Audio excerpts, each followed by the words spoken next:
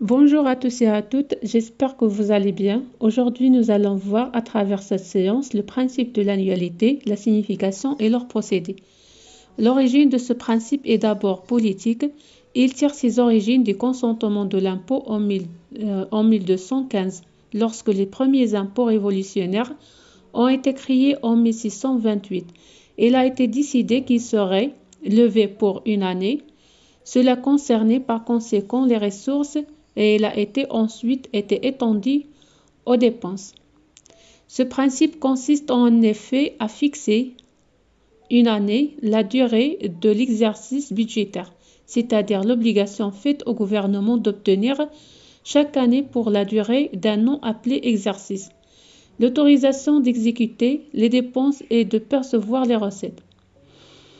Le cadre annuel s'est avéré très pratique à cet égard. D'abord parce qu'il correspond au rythme essentiel de la vie sociale, à la division fondamentale du temps adoptée par les hommes. Ensuite parce qu'il coïncide précisément avec la période financière retenue par les entreprises privées.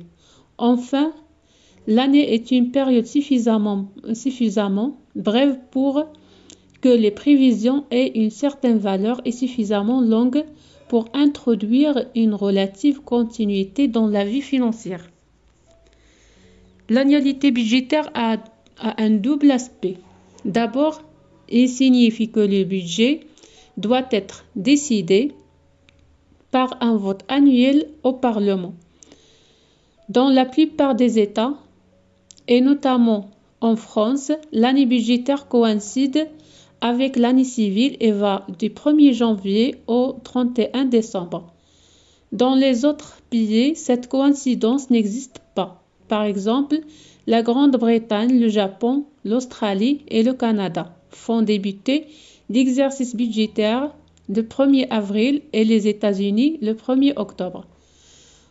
Au Maroc, l'année budgétaire correspond à l'année civile, c'est-à-dire qu'elle commence le 1er janvier et se détermine le 31 décembre. Article 3 de la loi organique relative à la loi de finances.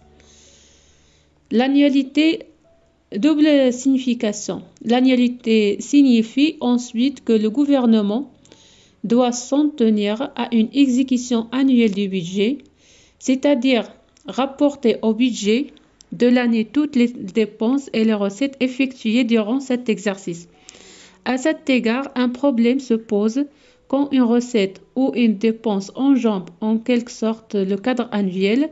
Prenons par exemple le cas d'un marché de travaux publics qui sont engagés en 2015 mais payés seulement en 2016. Doivent-ils être imputés sur le budget de 2015 ou sur celui de 2016? Deux procédés s'opposent à cet égard, celui de l'exercice et celui de la gestion. Le procédé de l'exercice. Ce système consiste à rattacher à l'année budgétaire concernée toutes les dépenses et toutes les recettes qui tirent leur origine d'un acte accompli pendant cette année, quel que soit le moment du paiement effectif. Dans l'exemple précité, la dépense est imputée sur le budget de 2015. On a ainsi une vue d'ensemble, quelle que soit leur échéance. Le procédé de la gestion au système des comptes de caisse. C'est la deuxième procédé. Ce système consiste à rattacher toutes les opérations de dépenses et de recettes effectuées à l'année où elles sont effectivement soldées. Ce procédé permet de rattacher les opérations d'exécution à une loi de finances autre que celle qui les autorisait. D'après l'article 32 de la loi organique 130-13 du 2 juin 2015, le Maroc a adopté le procédé de la gestion pour les recettes comme pour les dépenses. Les recettes sont prises en compte au titre de l'année budgétaire au cours de laquelle ils sont encaissés par un compte public.